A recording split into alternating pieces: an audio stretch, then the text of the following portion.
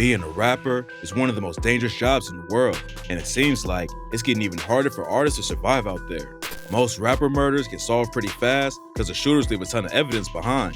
But today, we're breaking down the biggest artists in the game who were tragically killed and never had their murders solved. Let's get right into it. Draco The Ruler was one of the best West Coast rappers of his generation. His career never blew up like it should have because he was always dealing with legal issues. And when he was finally on his way to the top, he was tragically murdered backstage at a concert. Nobody's been charged with his death, but there's rumors YG's crew was involved. According to reports, their crews ran into each other backstage, and that's when the fight broke out, and Draco ended up getting stabbed in the neck. TMZ reported that the cops were having to use mostly cell phone footage to figure out what happened, but the investigation hit a major roadblock because nobody wants to come forward and work with them.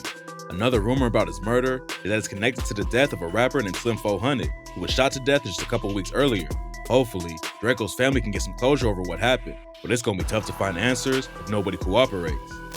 Jay the Youngin was one of the hottest new rappers in the South, but back in July, he was gunned down at his crib in a brutal attack.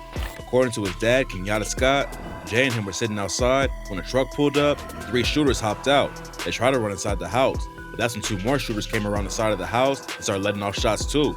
Scott started shooting back, but he got hit twice in the arm, and Jay was shot at least 8 times. It was a crazy shooting that happened in broad daylight, but the cops still don't have no suspects in the case. After it went down, Jay's homie, FG Famous, was allegedly arrested for shooting at someone in retaliation, but it's not clear who he was trying to take out. There were 2 other shootings in the city on the day Jay was killed, and the cops think they're connected. So tap in for updates while this tragic story develops. Indian Redboy was a rapper from LA who was brutally murdered on IG Live last year. He was chilling in his car and chopping it up with a dude named Capone when the shooter walked up and started letting off shots. After he died, rumors started flying that Redboy was killed because he allegedly disrespected Nipsey Hussle. But according to a dude on IG, that's not what really went down. He says Redboy and his friend got into a fight in front of their homies over a girl, and Redboy got stomped out. After the fight, Redboy allegedly tried going after the same chick again, and that's when he was shot and killed. Killing someone on IG Live seems like an easy way to get arrested immediately, but the cops still haven't named any suspects in the case. Jimmy Wapo was a rapper from Pittsburgh affiliated with Wiz Khalifa. He was only in the rap game for a couple years, but Wapo was already racking up millions of streams and working with huge artists like 21 Savage. But before he could reach his full potential, Wapo got killed in a drive-by shooting in the Hill District neighborhood of Pittsburgh. He was on his way up in the rap game, but the cops say Wapo was heavy in the streets and called him the Hill District Terror. After he died, cops accused Wapo of running a crew called the 1100 Gang and being involved with at least 2 other murders in the city. Nobody's ever been arrested for his murder, but if he was as savage as the cops say he was, there would have been a lot of people in the city who wanted Wapo dead. Snoody Wild was a Memphis rapper who came up in the early 2010s with his track Yayo and signed with Yo Gotti's CMG label. His career simmered down for a few years, but fans were shocked when he was found in a ditch with a gunshot wound in his neck. It's not clear exactly what happened, but back in February, Snoody was found by Houston cops in a ditch by the side of the road. According to a woman who's at the scene, she was trying to get her car out of a ditch when Snoody walked up and pointed a gun at her. At some point, he started arguing with some other people standing around, and that's when a shot went off and Snoody got hit in the neck. The whole situation's pretty strange. Nobody knows why Snoody would have pointed a gun at a random woman or why somebody ended up killing him afterward. The cops are still looking for his killer, so tap in for updates on this wild case. Goons came up in Maryland and was known for his crazy work ethic. He put out 10 projects between 2018 and 2021 and was popping off with tracks like Stain, No Diss, and Hood Rich. But in March 2022, he was tragically shot to death after getting robbed for his jewelry. Goons' mom said all he wanted was to get his family out of the hood, but somebody killed him before he had the chance. According to her, Goons actually handed over his watch and chain, but the killer still shot him in the back. Trying to keep your jewelry can get you killed, but even doing the smart thing in the situation and handing it over don't guarantee you'll be okay. Hopefully, Goons' family will get justice for his death, but the police still haven't named any suspects in his murder. Tupac is one of the greatest rappers of all time, but his death was so mysterious that it gets talked about by fans almost as much as the legendary music he left behind. In September 1996, Tupac and Suge Knight left their hotel to go to Suge's club, 662. While they was driving down the strip, a Cadillac pulled up to their car and started letting off shots. Pac got hit 4 times and was rushed to the hospital, but he tragically died a few days later. There's all kinds of rumors about who was behind the hit. Some people think Diddy took him out to put the East Coast up in the war against the West. Others say Suge had him killed because Pac wanted to leave Death Row Records. And one of the most popular theories is that Pac didn't actually die that night, and he's off living in peace somewhere far away from the rap game and all the drama. There's not enough evidence to prove any of the rumors 100% though, and and fans will never stop debating about what really went down that night in Vegas. KTS Dre and his brother KTS Vaughn were two of the most feared rappers in Chicago. Their crew, Kill to Survive, had wild beef with sets like NLMB, and last year, street activities caught up to Dre. Dre got arrested for violating his parole, and his fiance posted a $5K bail. Even though he made bail, they ain't let him out till the next day, and Dre's grandma and fiance met him at the jail to take him home. After Dre was released, the three of them started walking back to their car. That's when two cars pulled up and started letting off shots.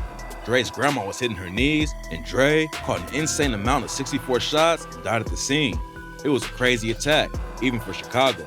Killing someone right outside of a jail is wild, but the cops still haven't arrested anyone for his death. Rumors say the NLMB was involved, but as of today, nobody knows for sure.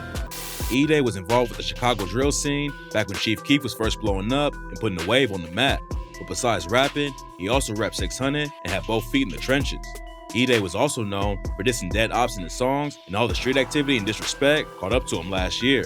In August 2021, Eday was chilling with a girl when two shooters pulled up and started letting off shots. Eday pushed her out of the way, but he couldn't get to cover and ended up getting shot 22 times. There's tons of rumors about who was behind the hit, but right now, the case is still open. Eday and his homies have a lot of beef in the city though, and there's no telling how many people wanted to take him out. Young Mazi was a rapper from Atlanta who survived getting shot at a Waffle House and tweeted, "God made me bulletproof." But just a few months later, he was caught again and was shot and killed outside of a pizza shop. It's been 5 years and the cops never made any arrests. But Mazi's girlfriend, Kat Stacks, said he got backdoored by his own people. According to her, Mazi's homies called her an hour after he died and told her they were the ones who killed him. There's no evidence to prove her story though, and it don't make any sense to call up the girlfriend of a dude you just murdered and tell her what went down. At this point, it don't seem like Mazi's family and fans will ever have a concrete answer about what happened to him, but that can always change. LA is one of the most dangerous cities to be a rapper in, and in 2020, an artist named Mac P Dog was shot to death in Koreatown. Mac and a woman were chilling in the neighborhood around 8 p.m. when a shooter walked up and started letting off shots. They both got hit, but unfortunately, Mac's wounds were too severe and he later passed away. The shooter hopped in the vehicle and smashed off, and the cops never found a suspect in the case. Mac was associated with Shoreline Mafia and had tracks with Phoenix Flexin and OGZ. He was grinding hard in the rap game trying to blow up, but he was taken out before he had the chance to really make it. Nobody knows why Mac was killed, but now he's another LA artist who was taken too soon. Bambino Gold and his cousin Kendrick Stokes were seen at a county fair in Alabama together. Gold was a rapper, and Stokes was a promoter in the industry, and they both disappeared at the same time. After they were spotted at the fair, both of them just vanished. Their friends, family, and the cops all started searching immediately, but they couldn't find any traces of evidence. Then 2 weeks later, somebody walking on the road saw a body that turned out to be Bambino Gold. Cops knew his cousin was probably close, and they ended up finding his body a few miles away.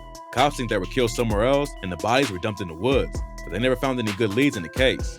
It's been 5 years since Gold and Stokes were murdered, and the trail has gone completely cold. Maybe one day, there will be a break in the case, but as of today, the mystery is far from over. Laura Scooter was an up-and-coming rapper from Baltimore who was killed back in 2016. He was leaving a charity basketball game promoting peace in the city. Somebody pulled up next to him and started shooting. It turns out that Scooter's homie Fred Catchings might have been the reason Scooter was killed. Just a few hours before Scooter was shot, Catchings allegedly crashed out and shot an op named Devontae Robinson. According to the cops, Robinson survived and his homies went on looking for payback. And when they found Scooter on the road, they ain't hesitate to take him out. One of the main suspects was a dude named Cortez Mitchell. But before he could be charged with Scooter's death, he was shot and killed at a traffic light a few months later. The cops never closed Scooter's case, but it seems like the streets caught the killer before they could. Shooter's shells popped off in the Chicago drill scene when he dropped an NLMB diss track called Death of 150, but just 3 months later, he was ambushed in broad daylight and taken out by 3 shooters. It's not clear who was behind the hit, but the shooters obviously wanted to send a message. Shells was reportedly shot 15 times in the face, and a photo of the aftermath started going around online. Shells rep Black Mob, who had a major beef with NLMB, but there's no evidence that NLMB was behind the hit. The cops are still investigating the case 5 years later, but at this point, it don't seem like anyone will ever get booked for the shooting. All of these cases are crazy. Hopefully one day, they'll all be solved. Rest in peace to everyone mentioned in this video.